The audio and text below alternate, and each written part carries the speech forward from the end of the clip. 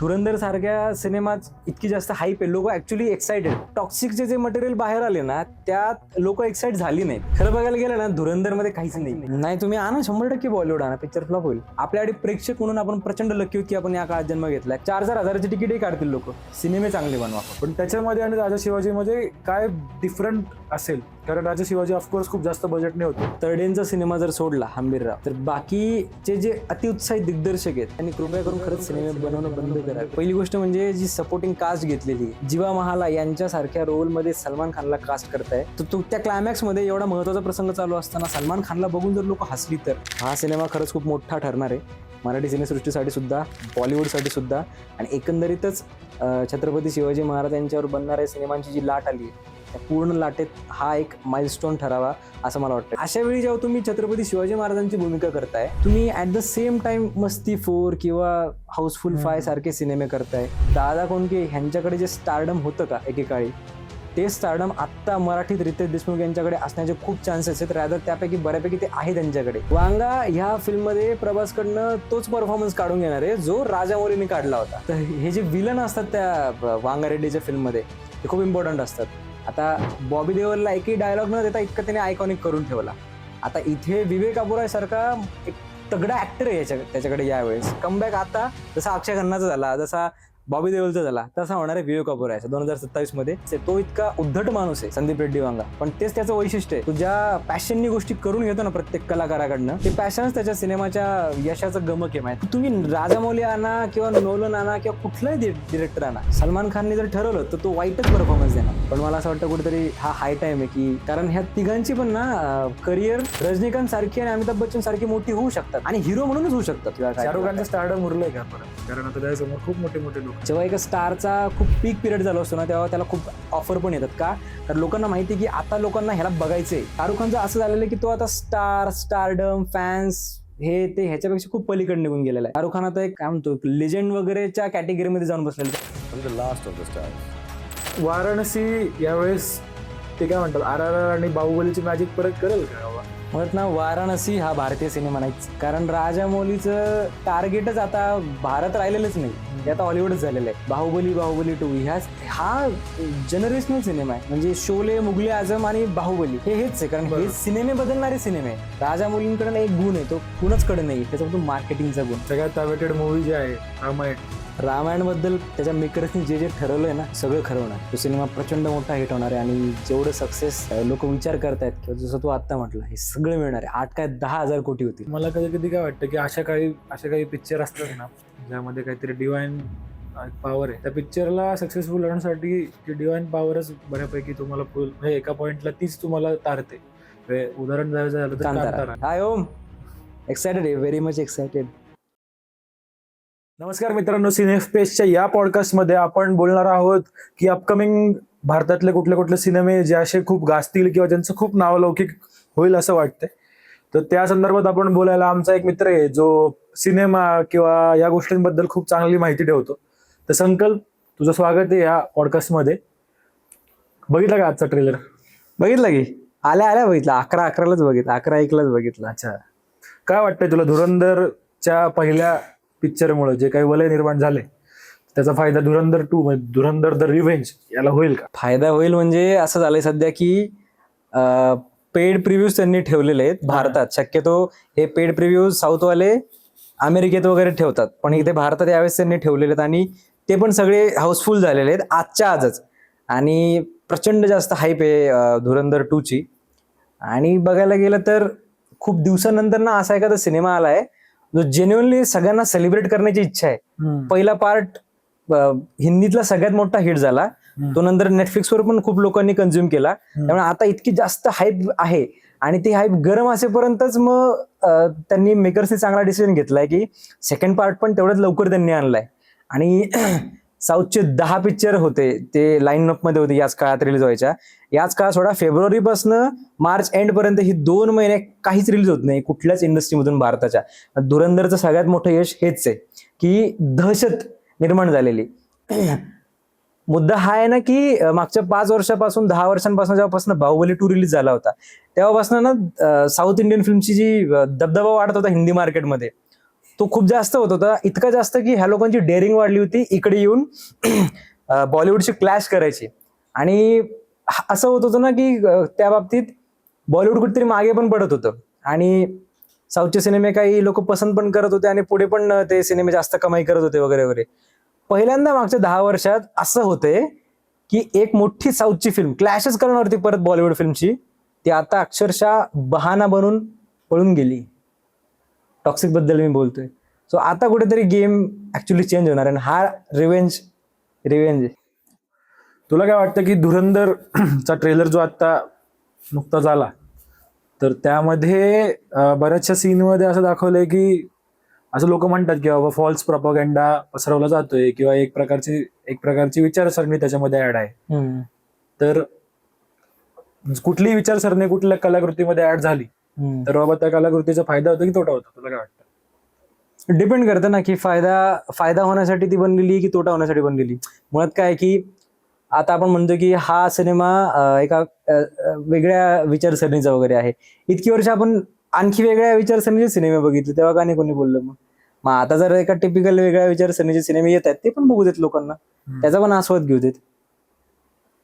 बरं, आता तू म्हटला की टॉक्सिक जो सिनेमा येणार होता यशचा, रॉकिंग स्टार यश, तर त्याचा सिनेमा पुढे ढकलला गेला. वॉकिंग स्टार यश म्हणायचं का रनिंग स्टार यश? नाही, तर तो सिनेमा पुढे ढकलला गेला. त्याचं कारण त्यांनी असं दिलं की बाबा तिकडे जे वॉर चालू आहे त्याच्यामुळे त्यांचा जो मेन मार्केट आहे, हे मेन मार्केट म्हणण्यापेक्षा असं झालंय की बाबा धुरंधर ऑफकोर्स तो तिकडे बॅन आहे गल्फ कंट्रीमध्ये आणि त्यांना ओपन विंडो तिथेच मिळणार होती. सो तिथलं त्यांचा जो वांदे झालेत, तर तेच कारण आहे का फक्त बॅकआउट करण्याचं की त्यांना आदल्या रात्री धुरंधरवाल्यांनी काय ड्राईव्हची लिंक पाठवली असेल की हा आमचा ट्रेलर आहे बघा? नाही, ऑब्व्हियसली ह्याला कारण नकोच आहे. कारण काय की आता इथे ही वेगळी गोष्ट आहे की 19 मार्च ही रिलीज डेट टॉक्सिकवाल्यांनी खूप पूर्वीच केली होती, धुरंधर नंतर आला त्यात. पण धुरंधरची हाईप बघता बरं, तोही विषय नाही. टॉक्सिकचे जे मटेरियल बाहेर आले ना त्यात लोक एक्साइट झाली नाहीत. लोकांना कुठलीच गोष्ट अशी एक्साइट करत नव्हती ना. ते ऍक्शन सीन्स किंवा यशमध्ये काही नाविन्य होतं असं काही लोकांना वाटलं नाही. त्यांना कळलं की बाबा आपण ऍसेट टाकतोय बाहेर पण लोक एक्साइट होत नाहीये. मग आता कुठल्या बहाण्याने जावं? हा युद्धाचा बहाणा करून त्या लोकांनी हे केलंय. कदाचित मला असं वाटतं तिकडे जे आता ओव्हरसीज मध्ये जे त्यांनी रिलीज केले तिकीट्स, त्यामध्ये जो काही तिकिटांची तफावत जाणवली, यांचे काहीतरी 12,000 तिकीट गेले आणि यांचे काहीतरी जवळपास 10% कमी होता काउंट जो काय होता पैशांचा.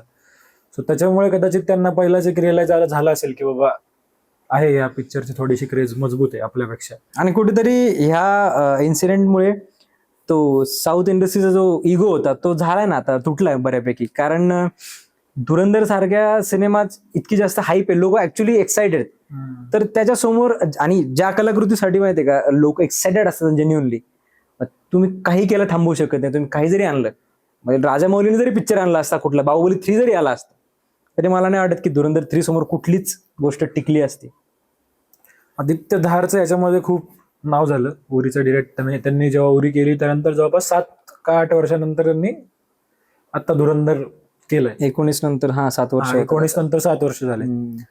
धुरंधर मध्ये असं लोकांना काय हिट झालं की ज्यामुळं ही जी वेव्ह तयार झाली पूर्णपणे. ऑफकोर्स जेव्हा पिक्चर रिलीज झाला तेव्हा ज्या काही लेवलला रिस्पॉन्स होता तो इतकाही खास नव्हता. स्लो स्टडी एक सुरुवात झाली होती, नंतर माउथ पब्लिसिटीवरती तो पिक्चर पूर्णपणे चालला. तर लोकांना असं काय हिट झालं असेल त्याच्यातलं? कारण त्यामध्ये बराचसा व्हायलन्स असं म्हटलं गेलं, त्याच्यामध्ये बऱ्याच क्रिटिक्सने खूप काही त्यांना बोललं की बाबा तुम्ही असं केलं, तुम्ही तसं केलंय, तुम्ही खूप जास्त काय म्हणतात ते नार्सिसिझम टाकलंय, खूप काय म्हणतात मेल ओरिएंटेड सिनेमा केलं तुम्ही खूप जास्त, आणि त्यामध्ये तुम्ही खूप व्हायलन्स दाखवताय. असं काय वाटलं जे ऑडियन्सला, जे क्रिटिक्सला दिसलं नाही पण ते ऑडियन्सला दिसलं किंवा त्यामुळे पिक्चर चालला तो? खरं बघायला गेलं ना, धुरंधर मध्ये काहीच नाही. ती फिल्म खूप रेग्युलर आणि स्टिरियोटिपिकल फिल्म असते तशीच फिल्म आहे. त्यात वेगळं काही नाहीये. वेगळे पण काय लोकांनी बघितलं तर मी बऱ्याचदा असं म्हणत असतो चर्चा करताना पण, आणि जेन्युअनली मला हा पॉईंट वाटतो की कुठल्याही सिनेमाला जर सक्सेसफुल व्हायचं असेल ना, सर्वात महत्वाचा त्याचा आस्पेक्ट असतो म्युझिकचा. म्युझिकवर जी दिग्दर्शक मंडळी भर देतात ना त्यांचे सिनेमे बघा प्रचंड मोठे हिट होतात. आता संदीप रेड्डी वांगा झालं किंवा राजामौली झाले, ह्या लोकांचे सिनेमे काय होतात, म्युझिकवर त्यांनी सेपरेट लक्ष दिलेलं आहे कायमच. आता इथे बघा काय झालं की धुरंधरची हाईप काहीच नव्हती, तुम्हाला त्यानंतर- अरे तुरे कर काय झालं इथे बघा काय झालं इथे हे बघ काय प्रेक्षकांना म्हणतोय मी. हा. ग- इथे काय झालं की धुरंधरची हाईप आधी काहीच नव्हती. लोकांनी आधी चान्स द्यायचा का, थांब रिव्ह्यू बघूयात नंतर चान्स देऊ, हाच विचार केला. झालं काय की अक्षय खन्नाचा जो फ्लिपराच्या ज्या फनला नाही गाण्यावरचा जो तो डान्स होता तो व्हायरल झाला क्लिप, आणि त्याच्यानंतर लोकांना कळलं की भाई इथे काहीतरी मजा दिसते, काहीतरी नवीन गाणं बिणे आले, जरा ते बघायला जावं. आणि जेव्हा लोक झुंडीने ते बघायला गेले तेव्हा त्यांना अनएक्सपेक्टेडली खूप काही जास्त मिळालं. आणि काय जास्त मिळालं त्यांना तर दिग्दर्शकाची ऑनेस्टी, त्या विषयाला त्यांनी किती समर्पित केलंय स्वतःला आणि ते नंतर किती कसं मांडलंय. मला नाही वाटत की ह्याच्यापेक्षा वेगळं आणि जास्त काय मांडायचं असेल त्याला, कारण जे काय इमॅजिन करू शकतो ना माणूस एखाद्या सिनेमासाठी ते सगळं काही धुरंधरमध्ये टाकलं होतं त्याने.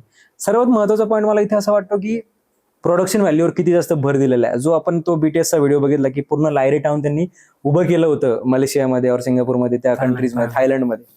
तर तेवढं सगळं करायला बजेट वगैरेचा गट्स लागतात तो. आणि ते कलाकारांचं पण मागे दीपिका पदुकोणचा तो मुद्दा सुरू झाला होता 8 तासांच्या शिफ्टचा. नंतर मला वाटतं कोणतरी त्यांच्यातलाच म्हटला होता की 8 तासांच्या शिफ्टमध्ये कामं करून धुरंधर सारखे सिनेमे बनत नाहीत. आणि विषय तोच इथे सगळ्यांनीच एवढं डेडिकेशन दिलंय. रणवीर सिंगचं करिअर पूर्णपणे डबघाईला आलं होतं. त्या काळात त्यांनी जर 2 वर्ष पेशन्स ठेवून, पूर्ण इंडस्ट्री ऑलमोस्ट त्याच्या अगेन्स्ट जात होती किंवा गोष्टी नव्हत्या जात त्याच्या फेवरमध्ये, तेव्हा जाऊन जर असं त्याने डेडिकेशन दिलं तर ह्या सगळ्या गोष्टींचं कुठेतरी एक फळ आलंय. त्याचा परफॉर्मन्स झाला किंवा कास्टिंग बरोबर पडली, म्युझिक इतकं परफेक्ट प्लेस झालंय. त्यानंतर जेव्हा प्रेक्षक जातो ना बघायला सिनेमा कुठलाही, त्याला ना असं जस्टिफाय झाल्यासारखं वाटलं पाहिजे. कितीतरी फालतू आणि थर्ड क्लास प्रोडक्शन व्हॅल्यूचे सिनेमे आपणही थिएटरमध्ये बघितलेत. कुठेतरी फार वाईट वाटतं की अरे पैसा गेला, वेळही गेला. धुरंधर बघून आला नाही वाटत भाई पैसा वसूल हो गया कुछ भी हो, हे अशी ही फिलिंग येणं गरजेचं आहे आजकाल. आणि आजकाल लोकांना त्याचं 4-4 हजाराची तिकीटही काढतील लोक, सिनेमे चांगले बनवा फक्त. धुरंधरचं तर क्रेज होईलच 19 मार्चला जेव्हा तो पिक्चर येईल, आणि तेव्हा जे काही क्रेज असेल त्याचे प्री बुकिंग तसं तुम्ही म्हणला की खूप. आता आकडे काहीतरी आले होते की 20 कोटीचा काहीतरी गल्ला त्यांनी 18 तारखेला जवळपास करून टाकला. केलाय एव्हरीथिंग बरोबर. तर ते तर होईल. आता आपण दुसऱ्या 2026 मध्ये जे कोणते मूवीज येणार आहे त्याच्यावर जर लक्ष दिलं तर, किंवा 26-27 मध्ये कोणते मूवीज येणार आहे त्याच्यावर लक्ष दिलं तर, पुढचा पिक्चर बघायला गेलं तर टॉक्सिकच आहे धुरंधर नंतर, जो सगळ्यात मोठा असेल. त्या लेवलला मोठा असेल. मध्ये आधी भूत बंगला, बॅटल ऑफ बंगला किंवा राजा शिवाजी सिनेमे आहेत.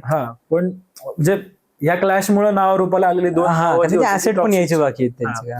सो तुला काय वाटतं की टॉक्सिक, आता धुरंधरचा टॉपिक सोडून टॉक्सिक मध्ये यश जी स्केल, यश पण त्यात आय गेस रायटर पण आहे त्या मूवीमध्ये, तर त्या मूवीमध्ये अशी त्यांनी काय स्केल दाखवली असेल. त्यामुळे डबल रोल दाखवलाय त्यांनी, बऱ्याच वर्ष तोंड लपवून ठेवलं का त्यांनी दाढी काढली होती.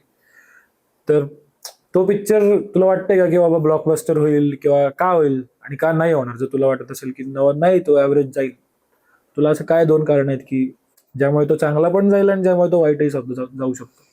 चांगलं जाण्याचं हे कारण आहे की KGF 2 सारखं यश प्रत्येकाच्या नशिबी नसते. आणि ते यशला ते यश मिळालं खरं सांगायचं तर. त्याच्यानंतर त्यांनी जवळजवळ 4-5 वर्ष ब्रेक घेतलाय, काही कुठला सिनेमा केला नाही, काय नाही. रामायणचा विषय जर सोडला आपण तर तसा त्याचा सोलो सिनेमा काय आला नव्हता कुठलाच. 4-1 वर्ष जर तू एखाद्या सिनेमाला देतोय तर काहीतरी त्यांनी विचार केला असेल, काहीतरी त्या स्टोरीमध्ये त्यांनी बघितलं असेल, काहीतरी त्या डिरेक्टरच्या विजनमध्ये त्यांनी बघितलं असेल. ते एक कारण आहे की मे बी ते काहीतरी होल्ड करून ठेवत आहे, जे की ऑडियन्सला खूप जास्त सरप्राईज करेल. आता 5-6 लाईनीने त्यांनी हिरोईन्स घेतल्यात आणि प्रत्येक हिरोईन सोबत काही ना काही केमिस्ट्री यशची असणार आहे, डबल रोल असणार आहे, फादर सन बॉन्ड परत असणार आहे काहीतरी, हा 100%. सो मे बी ह्यात गोष्टी असू शकतात. आता फ्लॉप का जाऊ शकतो ह्याचं कारण म्हणजे आतापर्यंत जे ऍसेट आलेले आहेत, जे गाणं आलंय तबाही नावाचं, किंवा त्यांचा टीजर आलाय, किंवा पहिला फर्स्ट लुक वगैरे आला होता, कुठल्याच गोष्टीने लोकांना एक्साइट नाहीच केलं. उलट यशच्या ऍक्टिंगवर लोकांनी क्रिटिसिझम दिलंय, परत त्याच्या नॅरेटिव्हवर क्रिटिसिझम दिलंय खूप जास्त. त्यामुळे जर तुम्ही जेवढे ऍसेट काढलेत आतापर्यंत तेवढंच जर पिक्चरमध्ये असेल तुमच्या, तर मग फार अवघड. आणि जर त्याच्यापेक्षा वेगळं काहीतरी तुम्ही ऑफर करू शकत असाल, मे बी तो सिनेमा चालेल. पण आता जरा मला मुश्किलच वाटतंय आतापर्यंत जे काही चाललंय त्या सिनेमाच्या अकॉर्डिंग. त्यातल्या त्यात आता यश सारख्या स्वतःला म्हणजे नाही का स्ट्रॉंग पोर्ट्रे करणाऱ्या माणसाने क्लॅशमधून पळ काढलाय आधी डेटवर येऊन सुद्धा. कुठेतरी ते इमेजला थोडंफार तरी हे होतच, बॉदर करतेच ती गोष्ट. त्यामुळे थोडं मला डाऊटफुलच आहे मी टॉक्सिक बद्दल तरी ऍज ऑफ नाव. तू म्हणला भूत बंगला आणि राजा शिवाजी. भूत बंगल्यावर आलं तर अक्षय कुमारचं ते गाणं रिलीज झालं, रामजी आकर भला करेंगे. पहिल्यांदा असं खूप वर्षानंतर बरेच जण म्हणले की वाटलं की बाबा भलं झालंय त्याचं म्हणून थोडंफार. तर त्या पिक्चरकडनं काय तुला वाटतं की काय इम्पॅक्ट पडू शकतो? कारण भविष्यात आय गेस ते हेराफेरीचं पण रिमेक करणार आहेत असं चाललं होतं त्यांचं. Third part. आणि मग त्याचं आणि परत त्याच्या ओजी डिरेक्टरचं कोलॅबरेशन होतंय. तुला त्या भूत बंगला याची जी कॉन्सेप्ट आहे ती काय म्हणतात, त्या कॉन्सेप्टला आत्ता म्हणजे ती कॉन्सेप्ट आत्ता ऍक्सेप्ट होईल का? कारण ज्या प्रकारे आता सिनेमा चालले, सगळे मास पिक्चर चालू आहेत, सगळे मारधाड चालू आहेत, अचानक अशा टाईपचा पिक्चर आला आणि तर तो परफॉर्म करू शकेल का बाबा? 100% करू शकेल. मुळात भूत बंगला ही सेपरेट फिल्म आहे असं मला वाटतच नाही. तो खरं तर भूलभुलैया 2 आहे. आणि हे मी ऐकलं पण आहे आता रिसेंटली काही न्यूज आला त्याच्यात की ही भूत बंगला 2 ची स्टोरी भूलभुलैया 2 ची स्टोरी ऍक्च्युअल मध्ये ही होती जी प्रियदर्शनकडे होती. त्यानंतर त्यांचा राईटचा इश्यू झाला, मग अक्षय कुमारने बॅकआउट केलं, मग प्रियदर्शनने बॅकआउट केलं, मग जगातला सर्वोत्तम ऍक्टर कार्तिक आर्यन त्यात आला आणि मग त्यांनी सगळ्या गोष्टी केल्या. नाही हो म्हणजे आणि मग ते अभिनयाचं प्रदर्शन ते भयानक सगळं. सो तिथे कुठेतरी गोष्टी गेल्या. पण तो चाललाच की बॉक्स ऑफिसवरती. नाही चाललाच, कारण आला कधी बघा ना, 2022च्या एप्रिलमध्ये मे मध्ये आला. त्यावेळेला नुकतंच लॉकडाऊन संपत लोकांना काहीतरी नवीन हवं होतं. त्यामुळे जर ती फिल्म आता आली असती, पार्ट 3चं काय झालं ना, तेवढा तो नाही चालू शकला जेवढा 2 चालला होता किंवा गाजावाजा झाला. सो मग त्याच फिल्मचं जर बाजूला जरी काढलं तरी मला फार प्रचंड आनंद होतोय की प्रियदर्शन त्याच्या ओजी कास्ट बरोबर जी 2000च्या दशकात तो घेऊन यायचा, आता तो परत येतोय. म्हणजे अक्षरशः प्रीतम पण सोबत आहे म्युझिक द्यायला. त्यानंतर गाणं जे आलं ना, मला असं वाटलं की ज्या शेवटच्या दिवशी त्यांनी ते भूलभुलैयाचं टायटल ट्रॅक शूट केला असेल ना, त्याच्यानंतर हाच दिवस उजाडला त्यांनी ते रामजी आकर भला करेंगेचं शूट केलं असेल. एवढं ते सिमिलॅरिटी, अक्षय कुमारचा लुक असो किंवा एनर्जी असो, भारी दिसतंय प्रचंड. आणि तो जुना अक्षय कुमार जो होता ना, जो मिसिंग होता इतकी वर्ष आपल्याला वाटत होतं, तो परत आलाय. प्रियदर्शन आहे, त्याची ओरिजिनल कास्ट आहे. त्यानंतर फिल्मची कॉन्सेप्ट तू म्हणला की लोक ऍक्सेप्ट करतील, काही देणं घेणं लोकांना की प्रेक्षकांना की बाबा कन्सेप्ट काय आहे किंवा हे ते प्युअरली एंटरटेनमेंट मिळालं, विषय संपला. आणि प्रियदर्शन इथे 100% मला वाटतंय असं यावेळेस की डिलिव्हर करणार आहे. आणि जसं राजा शिवाजी असेल तसाच भूत बंगला हा सुद्धा 2026चा डार्क हॉर्स आहे. तो प्रचंड जास्त परफॉर्म करणार आहे बॉक्स ऑफिसवर. आणि त्याचं कारण अजून आहे की आपण काहीच एक्सपेक्ट केलेलं नाही. आपल्याला माहितीच नाही ना की आता प्रियदर्शनकडनं काय नक्की एक्सपेक्ट करावं. तो नक्की सरप्राईज करणार आपल्याला. त्याच्यानंतर आय गेस 1 मेलाच येतो ना राजा शिवाजी. हो, म्हणजे आता जे काही वर्षांपासून जे शिवाजी महाराजांवरती, छत्रपती शिवाजी महाराजांवरती जे काही सिनेमे येतात, तर आपण बघितलेत की सुरुवातीला ते बरं वाटलं की बाबा काहीतरी न काही सांगण्यापेक्षा काहीतरी सांगितलं जातंय बाबा. पण काहीतरी सांगितलं जातंय चाललंय आणि असं नाही का ते खूप जास्त काय म्हणतात ते नाही झालेलं बरं असं पॉइंटला वाटायला लागलं. तर या सगळ्या गर्दीमध्ये आजकाल कोणी उठतंय आणि शिवाजी महाराजांवरती भूमिका ते वटवतंय आणि चांगली वटवतं, त्याच्यानुसार वाईट वटवतं, सगळं आहेच आहे. पण काय म्हणतात ते सिनेमे असे आहेत की एकतर खूप छोटी स्केल आहे आणि आपण एक्सपेक्ट करतो की बाबा 300 सारखा सिनेमा का नाही होत शिवाजी महाराजांवरती, किंवा बरेचसे असे मूव्हीज आहेत ज्यामध्ये असं आपण म्हणतो यायला असा पिक्चर झाला पाहिजे. पण डिलिव्हरी जर बघायला गेली तर आता नुकताच काही सिनेमे येऊन गेले, त्यांची नावं न घेतलेली बरी. पण त्याच्यामध्ये आणि राजा शिवाजीमध्ये काय डिफरंट असेल, कारण राजा शिवाजी ऑफकोर्स खूप जास्त बजेटने होतोय, प्लस रितेश देशमुख वरती लोकांचा विश्वास प्रचंड आहे. आणि रितेश देशमुखने ज्या प्रकारे टेक्निशियन्स म्हण किंवा बाकीचं प्रोडक्शन पण त्याचं बऱ्यापैकी चांगलं आहे, त्यांनी ते प्रूव्ह केलंय आणि बऱ्याचशा सिनेमांमधून. तुला काय वाटतंय की बाबा राजा शिवाजीचं किंवा राजा शिवाजी या चित्रपटाचं भविष्य काय असेल? सर्वात आधी तर मराठीमध्ये जी छत्रपती शिवाजी महाराजांच्या सिनेमांची लाट आली, त्यात तरडेंचा सिनेमा जर सोडला हंबीरराव, तर बाकीचे जे अतिउत्साहित दिग्दर्शक आहेत ज्यांनी काही आकड्यात सिनेमे आणण्याचं ठरवलंच आहे, भले ऑडियन्स आता नको नको म्हणते, त्यांनी कृपया करून खरंच सिनेमे बनवणं बंद करावे, महाराजांना आता मोकळं करावं. कारण कुठेतरी माहिती आहे का काय होतंय की इतकं वाईट कोणीच एक्सपेक्ट केलेलं नाही महाराजांचे सिनेमे. म्हणजे आपले एवढे मोठे हिरो होते, ते समजा महाराष्ट्राचे हिरो आहेत शिवाजी महाराज, त्यांचे सिनेमे इतक्या वाईट लेवलला का आपण बघतोय किंवा का आपण ऑडियन्स म्हणून तरी डिझर्व करतो का? घाणेरडी प्रोडक्शन व्हॅल्यू, लक्षात राहिलं असं एकही गाणं नाही, युद्धाचे सीन्स काय, दिलेर खान अंबारीत होता तो तोफेवर नव्हता चढला ना, म्हणजे ह्या बारीक बारीक गोष्टी आहेत. तुम्ही औरंगजेबाला 10 वेळा मारता पण एकाच सिनेमा. स्वातंत्र्य घेऊन किती घ्याल ना तुम्ही, मुद्दा मुळात तो आहे. खरंच त्यांनी आता सिनेमे बनवणं बंद करावे, वेगळे विषय काहीतरी हातावे, त्यांना पण दिग्दर्शक म्हणून जरा काहीतरी नाविन्य मिळेल आणि ऑडियन्सची सुटका होईल, मी ते म्हणतो खरंच. तर तो एक मुद्दा झाला. आता ह्या गर्दीत राजा शिवाजी कसा वेगळा ठरेल? राजा शिवाजीसाठी ऍक्च्युली मी खूप जास्त एक्साइट आहे, कारण एकतर विषय तसा आहे की महाराजांचं, की प्रत्येकाला वाटतंय की, आणि छावानंतर एक्सपेक्टेशन्स वाढल्यात. थँकफुली छावाने खूप चांगलं डिलिव्हर केलं, ज्या प्रकारे आपण एक्सपेक्ट केलं होतं. ऍटलीस्ट काही बाबतीत त्याने पण डिसअपॉइंट केलं आपल्याला, पण काही बाबतीत त्याने केलं डिलिव्हर बऱ्यापैकी. ह्या सगळ्या सिनेमांच्या गर्दीत राजा शिवाजी कसा वेगळा ठरतो? तर फायनली काय, इतक्या वर्षांनी जे आपल्याला वाटत होतं की महाराजांच्या सिनेमाला चांगलं बजेट मिळावं, ते फायनली मिळते. जिओ स्टुडिओज खूप जास्त इन्व्हेस्ट करते आणि मुंबई फिल्म कंपनी प्रॉपर प्रोडक्शनची जबाबदारी घेते, रितेश देशमुख यांची कंपनी. आणि रितेश देशमुख यांचा खूप वर्षांपासूनचा हा ड्रीम प्रोजेक्ट राहिलेला आहे. हाच तो प्रोजेक्ट होता जो नागराज मंजुळेंसोबत ते बनवणार होते. नंतर रवी जाधवांचं पण नाव आलं, नंतर आता करत करत स्वतः करतात, ही चांगली गोष्ट आहे. त्यानंतर सर्वात ह्या सिनेमाचं मोठं एक्स फॅक्टर ठरणार आहे अजय अतुल. मान्य करा अथवा नका करू, पण अजय अतुल हेच आदिपुरुषच्या 150 कोटींचं कारण होतं. कारण तो सिनेमा बघण्यासारखा नव्हताच, कुतूहल म्हणून पण बघण्यासारखा नव्हताच, पण कुठेतरी अजय अतुल यांनी दिलेलं म्युझिकच त्या सिनेमाला घेऊन जात होतं. बॅकग्राऊंड म्युझिक असेल किंवा गाणी असतील, त्यामुळे लोकांनी तो बेरेबल बनवला ऍटलिस्ट, आणि लोकांनी तो थोडाफार तरी बघितला. इथे असं आहे की राजा शिवाजीसाठी छत्रपती शिवाजी महाराजांना समर्पित गाणी, असं नाही की अजय अतुलने कॉन्ट्रॅक्ट झाला, साईन अमाऊंट म्हणजे साईन वगैरे केले त्यांनी सिनेमा हा, आणि मग त्यांनी बनवायला सुरुवात केली. नाही, मागच्या 20 वर्षांपासून ते बनवत आहेत. शिवाजी महाराजांसाठीच्या ट्यून त्यांनी खूप वर्षांपासून बनवून ठेवलेल्या, ज्या आता त्या फक्त मे बी पॉलिश करतील फक्त, आणि त्यांच्या मनातून सगळ्या त्या गोष्टी येणार, कारण आपल्या अर्थात भावना आहे त्याच्यासोबत जुडलेल्या. त्यामुळे म्युझिक हा या सिनेमाचा सगळ्यात मोठा एक्स फॅक्टर राहील. मेकर्सनी ट्राय करावं की पटकन त्यांनी आता गाणी आणायला लागावं आणि हळूहळू एक एक एक असेट आणावा. मला या पूर्ण सिनेमात ना 2 गोष्टी थोड्या डाऊटफुल वाटतात प्रेक्षक म्हणून.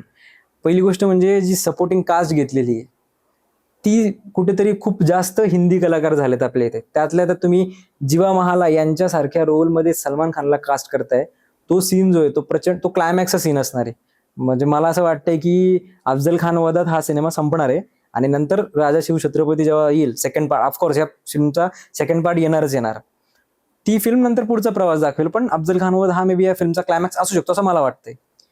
तर त्या क्लायमॅक्स मध्ये एवढा महत्वाचा प्रसंग चालू असताना सलमान खानला बघून जर लोक हसली तर ही मला ऍक्च्युली काळजी वाटते. का? कारण ती इमेज नाही त्याची, ना ते वय आहे ना ती इमेज आहे, ना तो आता बाणेदारपणा राहिलाय सलमानमध्ये की जेव्हा महाला यांच्या भूमिकेत तो जाईल म्हणून.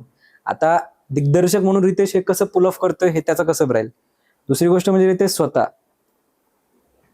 छत्रपती शिवाजी महाराजांची भूमिका ही प्रत्येक नटाचं स्वप्न असतं आणि काहींनी त्याचं सोनं केलंय, काहींनी नाही केलं.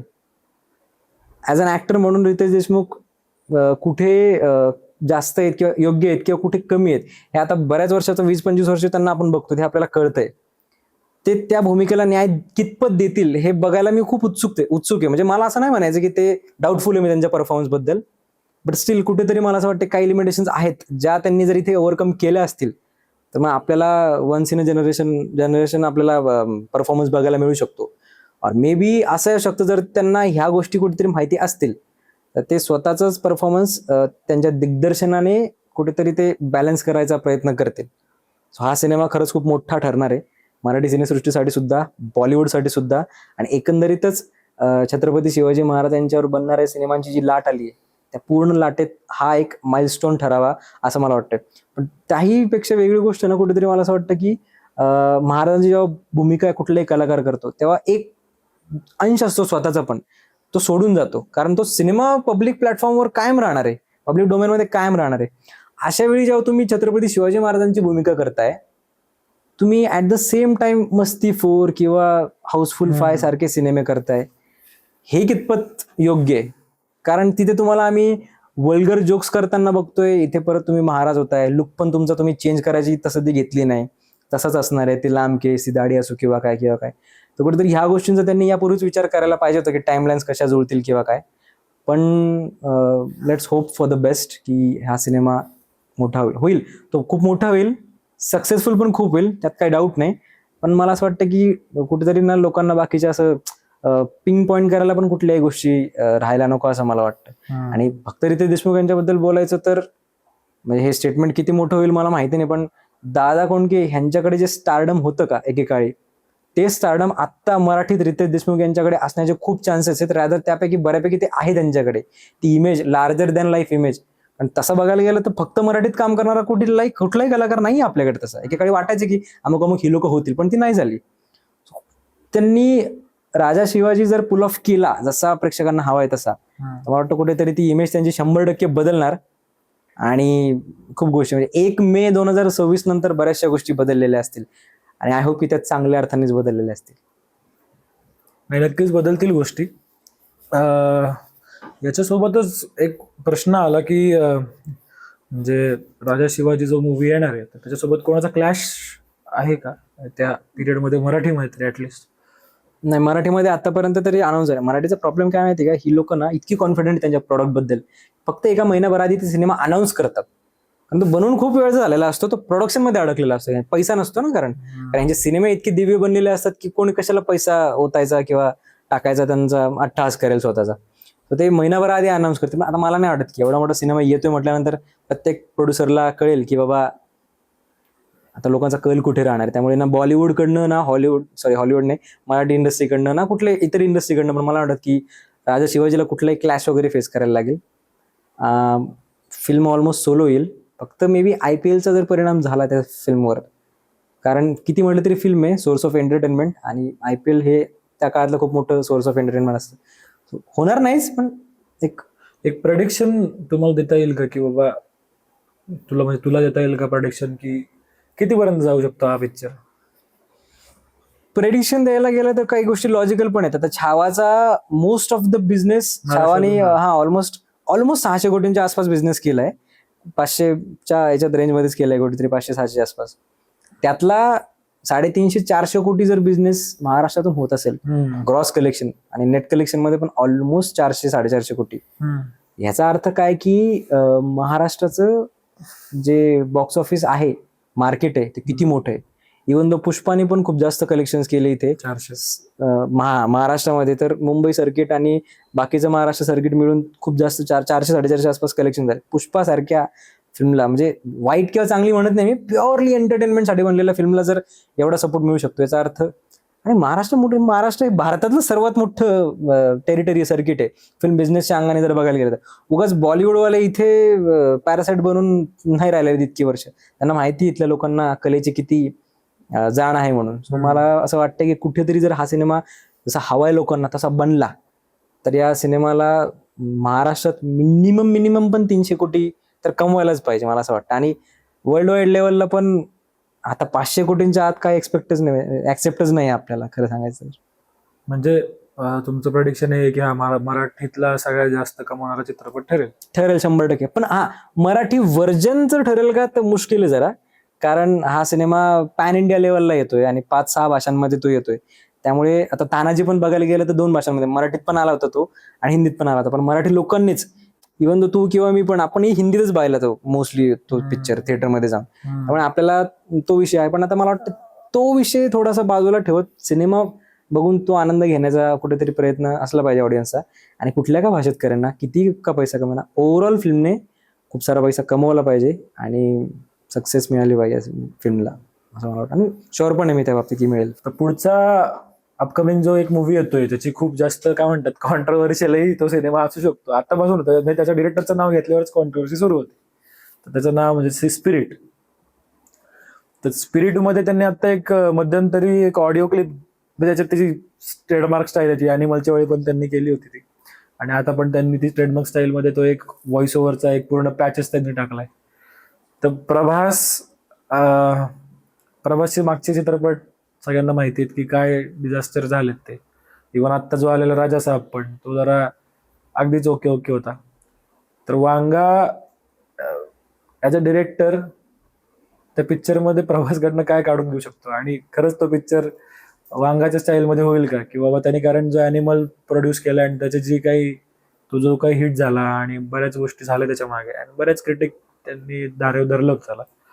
तर स्पिरिटकडनं काय वाटतंय तुला की स्पिरिट आल्यावरती काय होईल की तो नेम सेम म्हणजे प्रभासच्या मागच्या काही मूवीज सारखा फ्लॉपला जाईल की वांगाच्या फक्त वांगा या नावावरती तो पिक्चर चालेल. आता काही सिनेमे असतात जे कुठला कलाकार आहे, हिरो काय, हिरोईन काय, काही फरक पडत नाही लोकांना. लोक दिग्दर्शकाचं नाव ऐकून जातात. आता आपण म्हणतो नोलनचा पिक्चर आहे किंवा राजामौलीची फिल्म येते.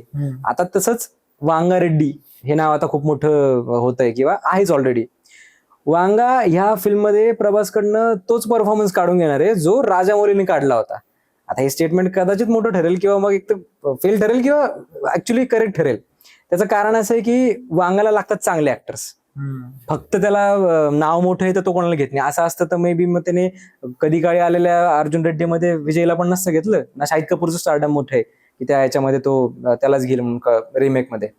पण ही लोक ना ऍक्टर चांगले आहेत. विजय पण चांगला ऍक्टर आहे किंवा शाहिद कपूर पण चांगला ऍक्टर आहे. रणबीर कपूर बोलायलाच नको आपण किंवा त्याच्यावर बोलूयात आपण. तर विषय तसं की वांगाला लागतात चांगले ऍक्टर. आता इथे प्रभासवर आपण डाऊटफुल काय आहेत मागच्या 10 वर्षांपासून.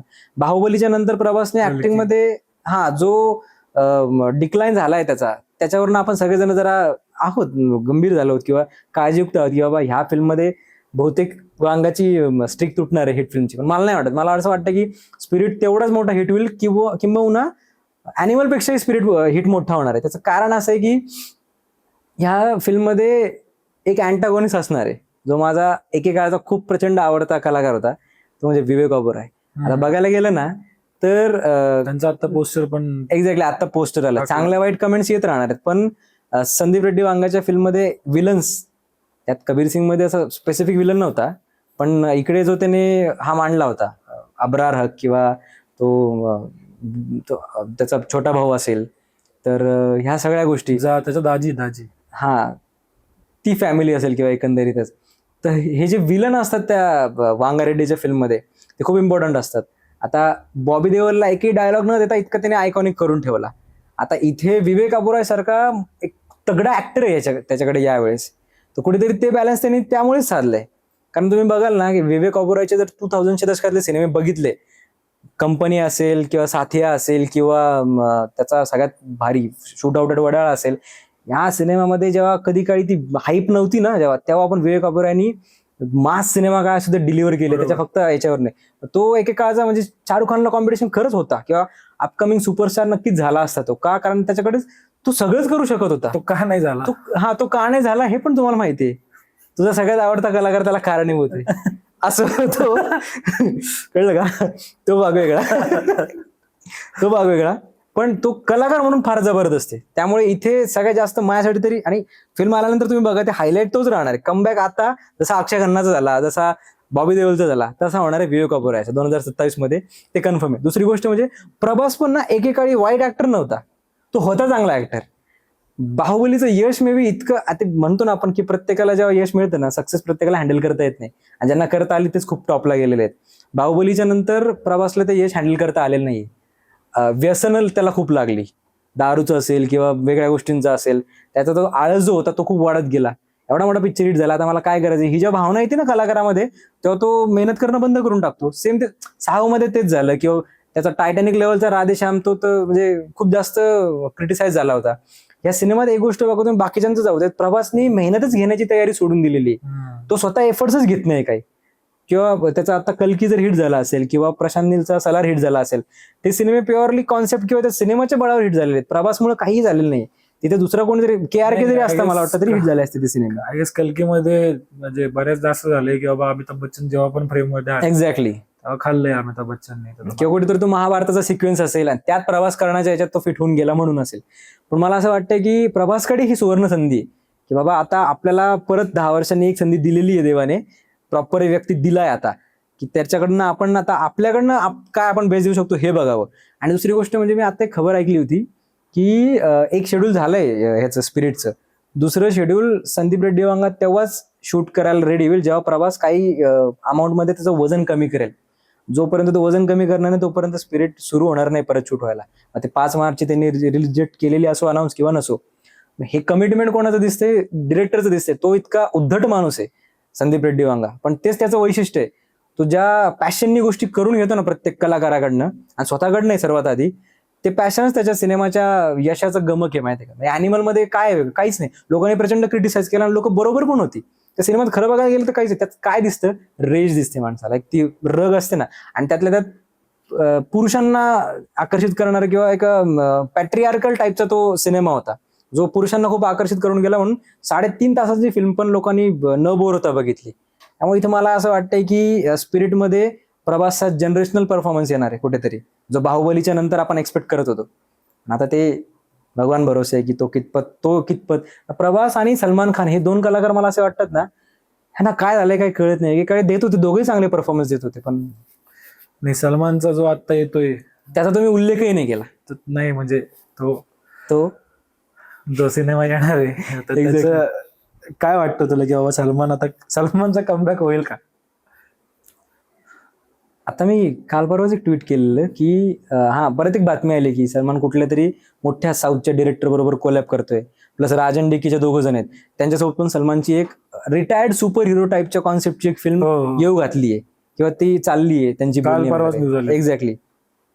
मला असं वाटतं ना की तुम्ही राजामौली आणा किंवा नोलन आणा किंवा कुठलाही डिरेक्टर आणा, सलमान खानने जर ठरवलं तर तो वाईटच परफॉर्मन्स देणार. आणि हे खरं आहे. सलमान खान तोच व्यक्ती आहे ज्याने सुलतानमध्ये फक्त 2 फिल्म जुन्या असलेल्या अली अब्बास जफर सोबत एक त्याचा ऑल टाइम परफॉर्मन्स दिला होता. सुलतानचा परफॉर्मन्स मला तरी असं वाटतं सलमानचा सगळ्यात बेस्ट परफॉर्मन्स आहे आतापर्यंत त्याच्या करिअरमध्ये. पण त्यासाठी पण डिरेक्टरची गरज नव्हती लागली त्याला. डिरेक्टर फक्त 2 फिल्म जुना होता. सो याच्याने काय दिसतं की जर त्याने ठरवलं स्वतः सलमानने तर तो कुठेतरी करू शकतो. आता त्याने मग राधे किंवा मग सिकंदर आलेला, मध्ये तो कोणता किसी का भाई किसी की जान, त्यानंतर असे भरपूर सिनेमे येत गेले, पण त्यात सलमानचं पॅशनच दिसत नव्हतं. जो सलमान आधी नाचायचा, ऍक्शन करायचा आणि आपण सगळे एन्जॉय करायचो. तर सलमान ऍक्टिंग करू शकत नाही तर जग जाहीर आहे. त्याचं काय आवडतं आपल्याला? ऍटिट्यूड. किती सहजतेने त्या गोष्टी करतो. आता तेही जर टाळलं असेल तर मग अवघड दिसते. आता बॅटल ऑफ गलवान पण तुम्हाला सांगतो हा सिनेमा फ्लॉप होणार आहे, मला त्याची खात्री आहे. कारण तुम्ही जे ऍसेट बाहेर आले त्याचे तो एक्सप्रेशन असेल रोमॅन्टिक त्या बॅटलवरचे किंवा ते लिपसिंग असेल त्या गाण्यातली, त्यामुळे तो सिनेमा मुश्किल आहे चालणं. पण मला असं वाटतं कुठेतरी हा हाय टाइम आहे की सलमानने हे ठरवावं जरा आता. कारण ह्या तिघांची पण ना करिअर रजनीकांत सारखी आणि अमिताभ बच्चन सारखी मोठी होऊ शकतात आणि हिरो म्हणूनच होऊ शकतात. अमिताभ बच्चन तरी आता साईड कॅरेक्टरमध्ये येत आहेत, रजनीकांतनी ते सोडलं नाही. या कमल हसन पण कुठेतरी करतो ऍडजस्ट बऱ्यापैकी. पण या तिघांची पण मेन हिरो म्हणून पण करिअर राहू शकतात अजून, पण जर ठरवलं तर. तिघांची वरनं आठवत त्यातला एक जो आहे किंग, त्यांचा जो येणारा पिक्चर आहे, तर किंगची बरेच काय न्यूज आल्या. पोलंडमध्ये शूट चाललंय, पहिलं स्क्रिप्ट वेगळी होती, आता स्क्रिप्ट वेगळी होती. त्यानंतर 70% काल परवाच एक इंटरव्ह्यू झाला सतीश कौशिक यांचाच झाला. सतीश कौशिक नाही, मला वाटतं हे होते आपले हे कोण रे, सौरभ शुक्लांचा इंटरव्ह्यू 70% बॉलिवूड 70% बॉलिवूड त्याच्यामध्ये. म्हणजे काय 70% बॉलिवूड त्याच्यामध्ये, मग म्हणजे किती तासाचा पिक्चर असणार आणि तो खरंच चालणार आहे का? नाही, तुम्ही आणा 100% बॉलिवूड आणा, पिक्चर फ्लॉप होईल. मुळात काय की ह्या सगळ्या गोष्टींनी काही फरक पडत नाही किती कलाकार आहेत किंवा शाहरुख खानचं स्टारडम उरलंय का परत? कारण जेव्हा पठाण जवान नंतर जो काही त्याचा परत गॅप पडलाय मजबूत, त्यानंतर तो गॅप त्याचा भरेल का आता? कारण आता त्यासमोर खूप मोठे मोठे लोक आहेत परत आत्ताच्या जनरेशन मधले. नाही, मुद्दा ऍक्च्युअली खरंच व्हॅलिड आहे. आणि किंग बद्दल पण असं झालेलं की हा सिनेमा नक्की बनतोय काय, कारण सुजय घोष कुठेतरी त्याच्या मुलीसाठी सिनेमा बनवणार होता. नंतर हा कॅमिओ करायला आला, मग कुठेतरी तो एक्सटेंडेड कॅमिओ झाला, मग डिरेक्टरचाच कॅमिओ कट झाला त्याच्यातून, मग तो डिरेक्टरच बाहेर गेला आणि सिद्धार्थ आनंदकडे नव्हता सिनेमा, मग तो म्हणला की बाबा तू ये कर हे ते. म्हणजे शाहरुख खानच्या करिअरमध्ये हे गोष्ट खूप बघितली गेलेली की त्याने यारी दोस्तीमध्ये भरपूर गोष्टी केलेल्या आहेत आणि त्या 100% फ्लॉपच गेलेल्या आहेत. हा, तर जब हॅरीमेट सेजल असो किंवा झिरो असो किंवा रावण असो किंवा इतर बरेचसे प्रोजेक्ट त्याचे. तर किंग बद्दल काय विषय येतोय की सिनेमा सुजय घोष आणि सिद्धार्थ आनंद ह्यांनी दोघांनी मिळून लिहिला. म्हणजे बेसिक स्टोरी जी मेन आहे ती सुजयची आहे आणि स्क्रीन प्ले ह्याचा आहे. पण ह्यात इतका वेळ का गेला? म्हणजे खरंच पठाण जवान डंकी नंतर 3 वर्षांचा 4 वर्षांचा गॅप खरंच शाहरुखला घ्यायला पाहिजे होता का? 100% नव्हता घ्यायला पाहिजे. कारण जेव्हा काय मला वाटतं विराट कोहलीचं एक काहीतरी कोट होतं कधी काळी किंवा त्याच्या फोटोवर असेल कुठल्या तरी सोशल मीडियावर फिरत होतं की जेव्हा तुमचा चांगला काळ चालू असतो ना तेव्हा खूप करून घ्या गोष्टी, असं होतं. जेव्हा एका स्टारचा खूप पीक पिरियड झाला असतो ना, तेव्हा त्याला खूप ऑफर पण येतात. का?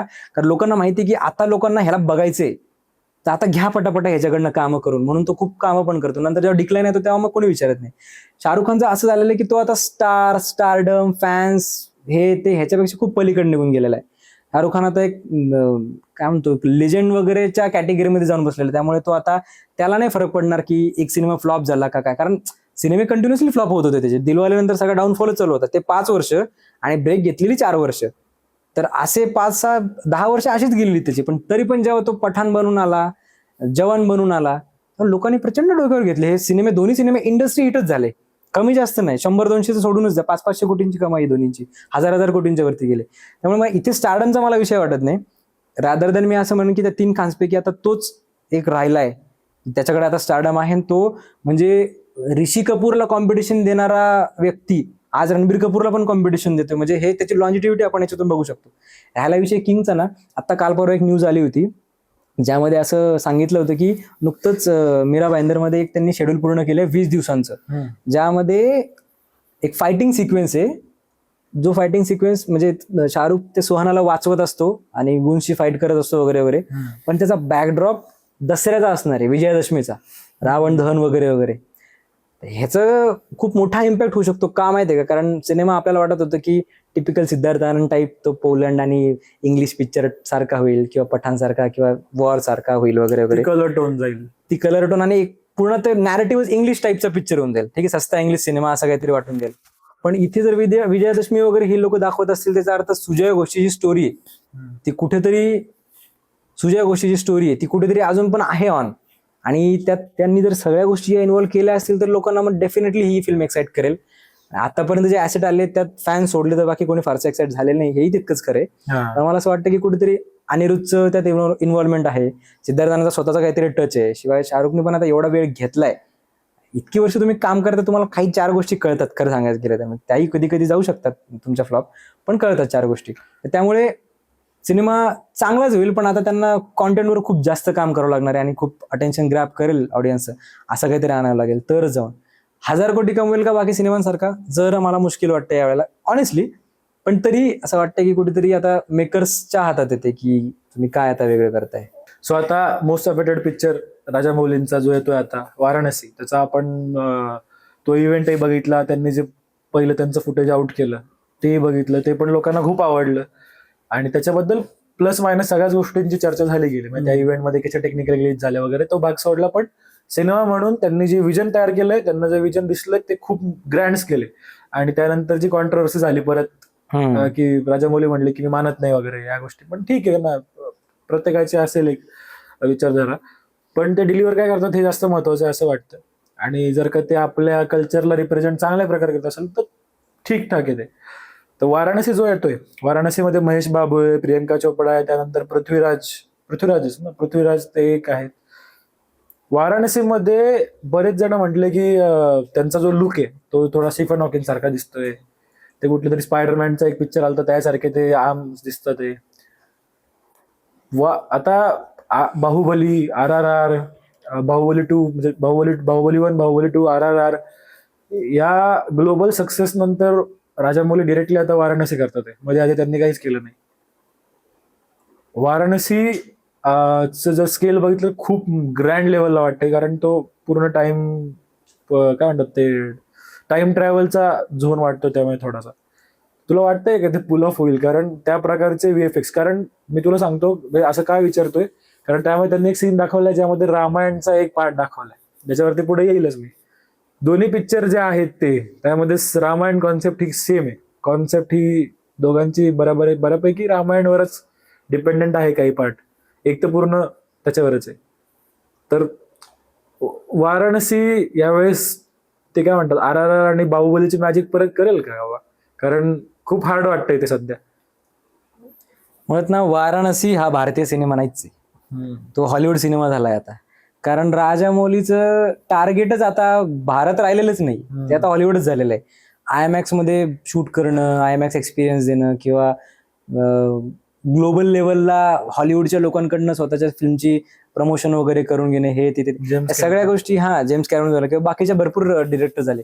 या सगळ्या गोष्टी एकच सांगतात की राजामौलींना आता ग्लोबल जायचे खूप, आणि त्यांचे सिनेमे, आपले सिनेमे, भारतीय सिनेमे मोठ्या लेवलला घेऊन जायचे किंवा त्यांना, मला तर असं वाटतं की कुठेतरी आतमधून ना एक हॉलिवूड सिनेमा दिग्दर्शित करायचा आहे. त्यामुळे सगळा हा आटापेटा चाललाय. आता तो भाग जरी आपण सोडला तरी वाराणसीमध्ये असं झालेलं आहे ना की हा सिनेमा लोकांना प्रचंड आवडेल असं मला वाटतंय. त्याचं कारण असं आहे की हे बघा, मला RRR अजिबात नव्हता आवडला. त्याचं कारण म्हणजे जे तुम्ही आधीचा सिनेमा बनवला होता, तो जो मागे पण लागलेला आहे बघ, बाहुबली 2, हा जनरेशनल सिनेमा आहे. म्हणजे शोले, मुगले आझम आणि बाहुबली हेच आहे. कारण हे बरोबर. सिनेमा बदलणारे सिनेमे आहेत. यांनी फिल्म मेकिंगची टेक्निकच बदलली नंतर. कारण बाहुबली नंतर काय लाटा आले पॅन आहे, इंडिया वर्ल्ड सगळ्या गोष्टी झाल्या, ह्या सगळ्या आपल्याला माहितीच आहे. सो इथे पण एक महत्वाची गोष्ट काय माहिती का, की म्युझिकवरती खूप यावेळेस काम हे करतायत. हो.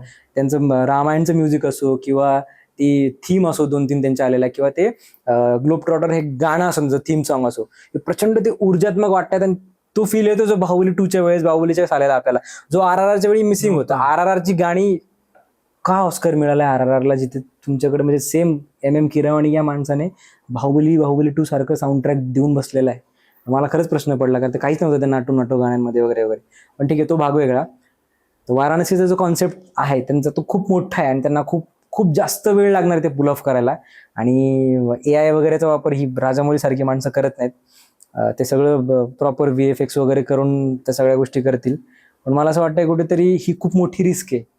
कारण ह्या पिक्चरचं बजेट 1300 कोटी रुपये एका फिल्मवर. 1700 कोटी मी 1300 ऐकले. तेच 1300-1700च्या रेंजमध्ये एका फिल्मवर, भारतीय फिल्मवर तुम्ही सिनेमावर इन्व्हेस्ट करताय.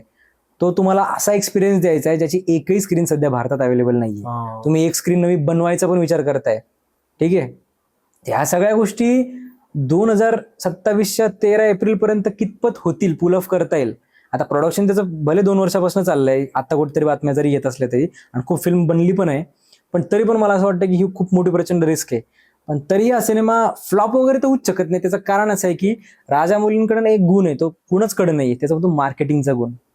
खूप रेअरली असं होतं की एखादा दिग्दर्शक मार्केटिंगवर खूप जास्त चांगला भर देतो. ह्यांच्याकडे मला असं वाटतं की सिनेमाच्या ऐवजी मार्केटिंगसाठी पण सगळे प्लॅन्स अवेलेबल असतील किंवा त्यांनी केले असतील. ज्या ग्लोबल लेवलला त्यांनी RRR नेऊन ठेवलं ना, त्या सिनेमात खरंच काही नव्हतं.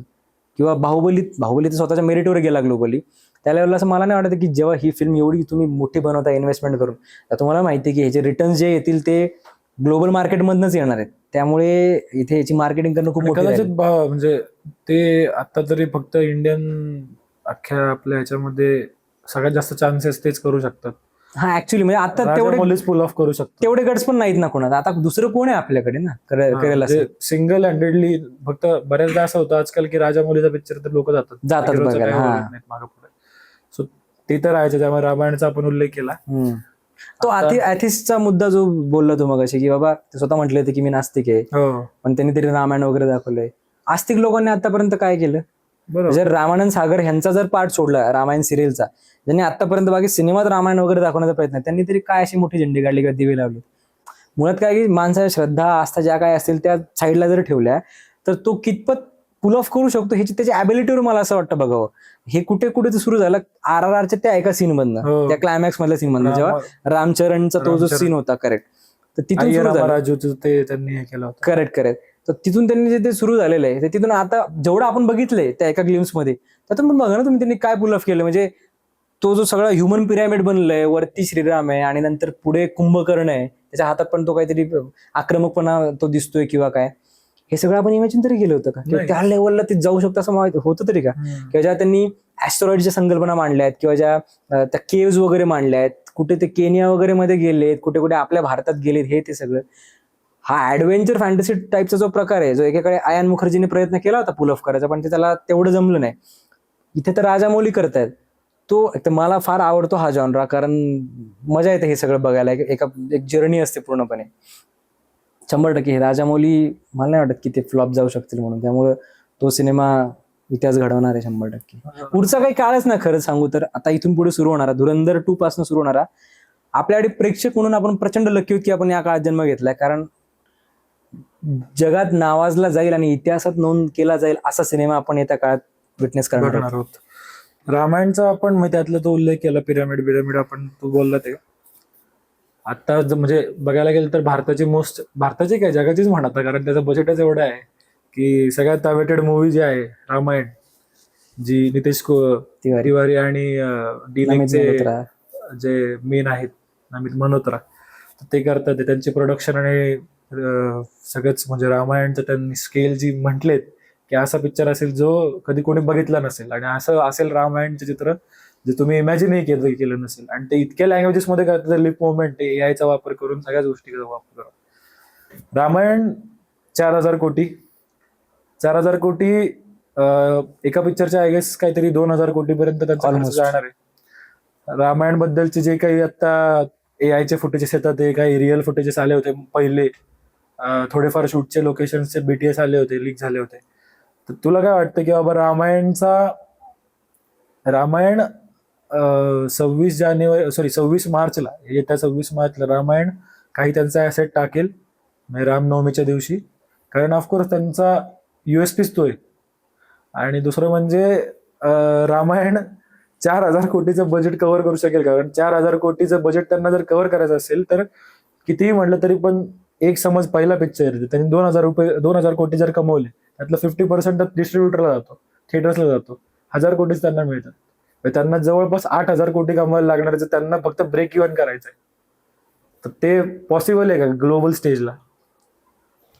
रामायण बद्दल त्याच्या मेकर्सनी जे जे ठरवलंय ना ते सगळं खरं होणार आहे. तो सिनेमा प्रचंड मोठा हिट होणार आहे, आणि जेवढं सक्सेस लोक विचार करतायत किंवा जसं तू आत्ता म्हटलं, हे सगळं मिळणार आहे. 8 काय 10,000 कोटी होतील, सगळं होईल. कारण मला असं वाटतं कुठेतरी पॅशन ही एकच गोष्ट असते जे कुठल्याही सिनेमाला ना मेक करतात किंवा ब्रेक तरी करतात. जी लोक आता धुरंधर बद्दल आपण बोललो, एक माणूस प्रचंड वेडा होता त्याच्या बाबतीत, आणि काय सिनेमा बनलाय आणि काय त्यांनी झेंडे काढलेत बघितलेत आपण. इथे नमित मल्होत्रा, नितेश तिवारी तर खूप डोकी अशी आहे जी खरंच पॅशनेट आहे. रामायण हे भले भारतीय महाकाव्य असलं, हिंदू महाकाव्य असलं, तरी त्याचं आता ते लिमिटेशन राहिलेलं नाही, ते आता जगासाठी खुलं झालेलं आहे. आणि आता आपण बघतोय की पाश्चात्य संस्कृतीमध्ये पण हिंदुइझमचा किती चांगला शिरकाव झालेला आहे. लोकांना त्या गोष्टी कळत आहेत, त्या गोष्टी ते बिलीफ त्यांचा आता खूप जास्त स्ट्रॉंग होतोय त्या सगळ्या गोष्टींवर. त्यामुळे आता ह्याला फक्त किंवा धार्मिक सेंटिमेंट न म्हणता सुद्धा लोक ना ह्याला एक फॅन्टसी किंवा एक स्टोरी म्हणून पण धार्मिक म्हणण्यापेक्षा ही आपली हिस्ट्री करेक्ट त्याला तो वादच नाही, तो अर्थात तो मुद्दा वेगळाच आहे. पण लोक ह्याला ना एक फॅन्टसी किंवा स्टोरी म्हणून पण जर कंझ्युम प्रॉपरली करतील, जर करतील, तर मला वाटतं कुठेतरी खूप फरक पडेल. त्यांनाही माहिती की रामायणातून आपल्याला फक्त बघायलाच नाही मिळणार काहीतरी वन्स इन अ लाईफ, पण काहीतरी आपल्याला मॉरल पण शिकायला मिळणार आहे. तर मॉरलचा मुद्दा आला ना, इथेच कुठेतरी मला वाटतं प्रॉब्लेम होऊ शकतो. त्याचं कारण असं आहे की ते बजेट किंवा स्टारकास्ट किंवा VFX सगळं बाजूला राहू द्या. आतापर्यंत ज्या गोष्टी आपण बघितलेल्या आहेत, धार्मिक असेल किंवा हिस्ट्रीशी रिलेटेड असतील, प्रत्येक वेळी ना वाद झालेले आहेत. आता छावाचा सगळ्यात मोठा वाद झालेला, छावा सोडा, धुरंधरचा जो काय वाद झाला किंवा सगळ्या गोष्टी झाल्या.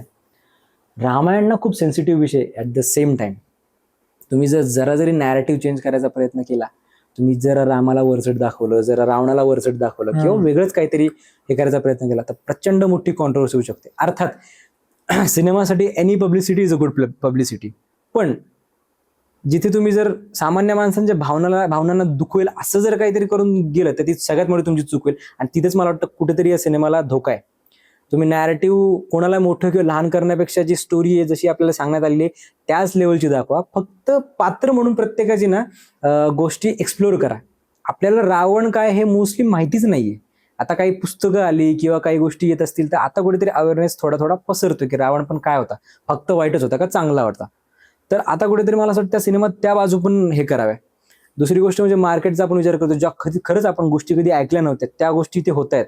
मग ते फिल्म मेकिंगची प्रोसेस असो किंवा 45 भाषांमध्ये AI ते डब करणारे वगैरे, नोलनचा विषय आलेला होता तो असो, किंवा सगळ्या गोष्टी. आता नोलनची बातमी कितपत खरी आहे हे आता नमित मल्होत्रालाच आपण जर विचारलं, कारण ते पार्टनर खूप वर्षांपासून राहिलेले डिनेक्स सोबत, तोही मुद्दा नाही. पण अर्थात मला हेही असं वाटतं की एकट्या नितेश तिवारीच्या खांद्यावर तर त्यांनी एवढा रिस्क नसेल घेतला नमित मल्होत्राने. तो कुठेतरी त्याचा ग्लोबल प्लॅन असेलच तो. हान्स झिमरला आणलं किंवा A.R. रहमान इथे इन्व्हॉल्वमेंट आहे. रणबीर कपूर सारखा इतका स्ट्रॉंग त्यांनी ऍक्टर घेतला तिथे. साई पल्लवीसाठी इतकी भारतीयांसारखीच दिसेल, काही वेगळी अशी दिसणार आणि अशी आपल्यातली दिसणारी एक अभिनेत्री घेतली. यश सारखा एक तगडा ऍक्टर घेतलाय जो त्या रोलला प्रचंड जास्त सूट होतोय. ते कुठेतरी प्रत्येकाचं विजन आणि बाकीचे स्टारकास्ट पण सपोर्टिंग स्टारकास्ट सनी प्रचंड. सनी देओल असेल रामासाठी किंवा विजय सेतुपती सॉरी सनी देओल असेल हनुमानासाठी किंवा विजय सेतुपती असेल विभीषणाच्या रोलसाठी, रवी दुबे असेल लक्ष्मणाच्या रोलसाठी. हा सगळा पॉइंटच नाही किंवा ह्याचं काही म्युझिक असेल फिल्म म्हणून त्याचं काही मला हे वाटत नाही. पण मी नॅरेटिव्ह बद्दल काय म्हटलं माहिती आहे का, RRR जेव्हा रिलीज झाला होता ना त्यावेळी वेस्टर्न मीडियाने जेव्हा तो तिकडे जास्त त्याचा गाजावाजा सुरू झाला होता, वेस्टर्न मीडियाने ना नॅरेटिव्ह खूप खाणेड्या पद्धतीचं चालवायला चालू केलं होतं. आता त्या खूप डिटेलमधल्या गोष्टी ते सांगायला गेलं तर आपला हा संवाद खूप जास्त वाढेल. पण त्यांनी त्या दोन व्यक्तिमत्वांच्या रिलेशनशिप बद्दल, त्यांच्या धार्मिकतेबद्दल, त्यांच्या नॅरेटिव्ह बद्दल इतक्या विचित्र गोष्टी पसरवायला त्यांच्या मीडियामध्ये सुरुवात केली होती की तिथे कुठेतरी लोकांनी ना नको तितका विचार केला RRRचाच. आणि जेवढा तो सिनेमा राजामौलींना पण एक्सपेक्ट होतं की हा रिसिव्ह केला जाईल तेवढा तो नाही केला गेला तिकडे. भले तो ग्लोबल लेवलला तसा बघायला गेला तर हिट झालाय, पण जेवढं एक्सपेक्ट होती करू शकत होता तेवढा नाही झाला. रामायणच्या बाबतीत आता असा हा रिस्क खूप मोठा वाढणार आहे की वेस्टर्न मीडिया रामायणाच्या बाबतीत कसं पोर्ट्रे करणार या सिनेमाला आणि एकंदरीत याला. त्यातल्या त्यात गल्फ कंट्रीजचा पण मुद्दा आला, तिथे हा सिनेमा बॅनच होतो की ते स्वीकारतात ह्या गोष्टी, हे पण बघणं खूप महत्वाचं ठरणार आहे. आणि अर्थात बिझनेसचा जर विचार केला तर अर्थात म्हणजे त्यांनी सगळी गणितच लावली असतील, कारण कोणी एवढा पैसा ओतते म्हणजे विदाऊट कॅल्क्युलेशनचा ओतला नसेलच. बाकी पण भरपूर मार्ग आहेत सिनेमाला पैसा कमवण्यासाठी. पण 8,000-10,000 कोटींचं त्यांनी ठरवलं होतं ते कारण ग्लोबल मार्केट चेज करतायत. आता ते काय इतरांसाठी ठेवलंय त्यांनी, जगासाठी, भारतासाठी सोडून द्या, इतरांसाठी काय घ्यायला ठेवलंय त्यांनी हे कुठेतरी खरंच बघणं आता औत्सुक्याचं राहील. आणि दुसरी गोष्ट म्हणजे रामनवमीच्या याच्याबद्दल म्हणून मी असं ऐकलंय की या सिनेमात रणबीर कपूर 3 रोल्स करतोय. एक प्रभू रामांचा, सीता काय स्वयंवराच्या वेळेस तर परशुराम, एक्झॅक्टली, आणि परशुरामांचाही करतोय आणि भगवान विष्णूंचा पण करतोय असंही मी ऐकलंय. आता हे कितपत खरं आहे काय हे येत्या काळात कळेलच आपल्याला. पण मजा येणार आहे. रामायण मला असं वाटतंय की ज्या त्यांनी गोष्टी ठरवलेल्या आहेत सगळ्या नाही. आणि सक्सेस. मला कधी कधी काय वाटतं की अशा काही पिक्चर असतात ना ज्यामध्ये काहीतरी डिवाइन पॉवर आहे, त्या पिक्चरला सक्सेसफुल होण्यासाठी ती डिवाइन पॉवरच बऱ्यापैकी तुम्हाला म्हणजे एका पॉइंटला तीच तुम्हाला तारते. उदाहरण द्यायचं झालं तर कांतारा आहे, ते बरोबरच आहे. असे पिक्चर किंवा अशा प्रकारच्या गोष्टी जेव्हा सांगितल्या जातात तेव्हा त्याला तो एक डिवाइन टच लागतो.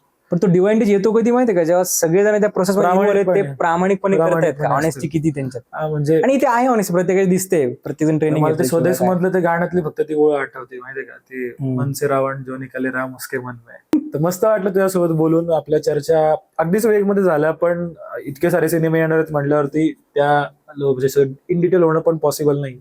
पण नक्कीच जसे जसे पुढे सिनेमे येतील त्यानुसार आपण बसू काहीतरी परत असंच पॉडकास्टला. आणि आपले जे विचार आहेत म्हणजे ऍटलिस्ट यंग जनरेशनच्या बाबा आता जे काही आमच्या समोर येतं त्याचे विचार काय होऊ शकतात, मला काय वाटतं बाबा त्या गोष्टींबद्दल, हे आपण नक्कीच लोकांपर्यंत पोहोचवत राहू. एवढे सगळे सिनेमे येत आहेत ना, ते मग ती प्रभासची ती रिॲक्शन वाटवतीये, हाय ओम, एक्सायटेड आहे, व्हेरी मच एक्सायटेड.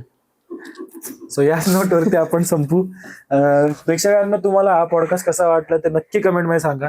तुमची काही मतं असतील, आमची मतं ऐकून तुम्हाला काही म्हणावं असं वाटलं तर तेही आम्हाला सांगा. लाईक करा, शेअर करा आणि सबस्क्राईब करा सिने FPS ला.